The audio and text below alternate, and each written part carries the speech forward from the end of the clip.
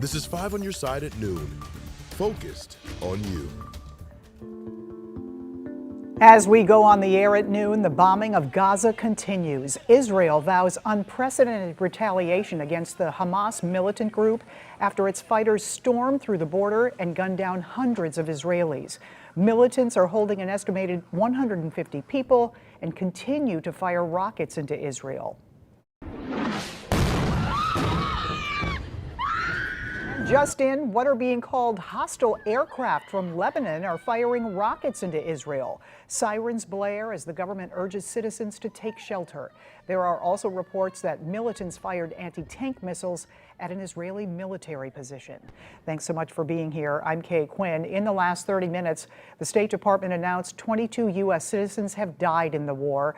Meanwhile, Israel says its fighter jets have struck 450 Hamas targets in Gaza in just the last 24 hours, and ground forces are gathering near the border. NBC's Kelly Kobiea has the latest from Tel Aviv.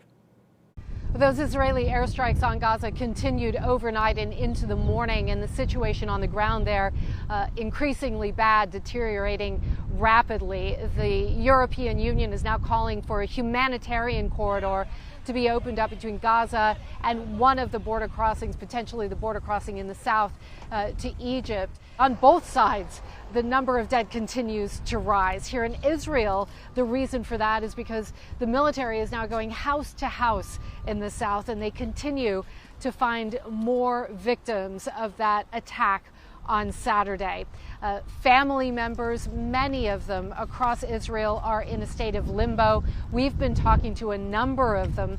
They say that they hand over DNA to the officials and then they wait for a phone call. We spoke to one family, their two daughters, 22 and 25 years old. They were born in LA, lived in Tel Aviv for the past 14 years. They were at that music festival, and parents haven't heard from them since Saturday morning. They don't know if they were captured or if they were killed. One of their friends who was with them at the time was in a shelter. She actually managed to survive, potentially because she was underneath a number of other people who had all crushed into a very small shelter, potentially shielded from the gunfire of the gunmen by other people who had been at that festival. Just horrific stories from people who've survived this, and a very, very difficult wait for many families across Israel. That was Kelly Kobiea reporting. Now, Israel has created a wartime cabinet to focus on conducting the fight on Hamas. The new cabinet will focus only on issues of the war. You can read the latest on the Israel-Hamas war on KSDK.com. For a link to our stories, just text the word Israel to 314-425-5355. Also developing today is the stalemate over a new House Speaker. Right now, the Republican majority is gathered behind closed doors to vote on a nominee. Two leading contenders, Majority Leader Steve Scalise and Judiciary Chairman Jim Jordan, appear to be splitting the vote. The stalemate threatens to keep Congress partly shuttered.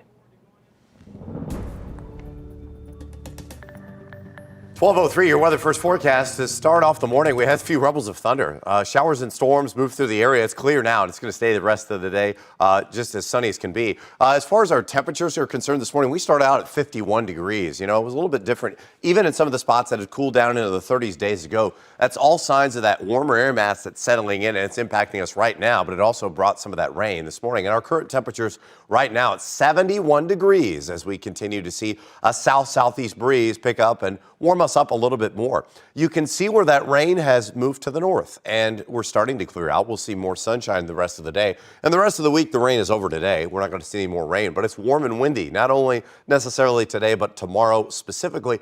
And then it's quickly returning to fall, not only in terms of temperatures, but a little bit of rain here and there. And that's what we'll see in a consistent pattern. We'll time out why we're seeing that change and what it's like as we head into the weekend. All right, we'll see you in a few minutes. Thank you, Gary. More labor problems in the headlines today. Amazon workers are taking action. They'll be joined by St. Louis University Hospital nurses and striking UAW workers during a demonstration tonight. 5 on your side's Alex Fees has details. It is no accident that Amazon employees have chosen the two-day Amazon Prime period for this workplace demonstration.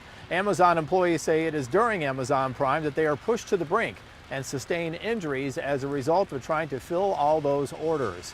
So tonight, Amazon employees will join striking UAW workers and formerly striking nurses, demanding safer workspaces in response to what they call an injury crisis across all three of those industries. St. Louis University hospital nurses will staff a portable clinic for Amazon warehouse workers seeking free advice regarding what they say are work-related injuries happening due to, quote, corporate greed.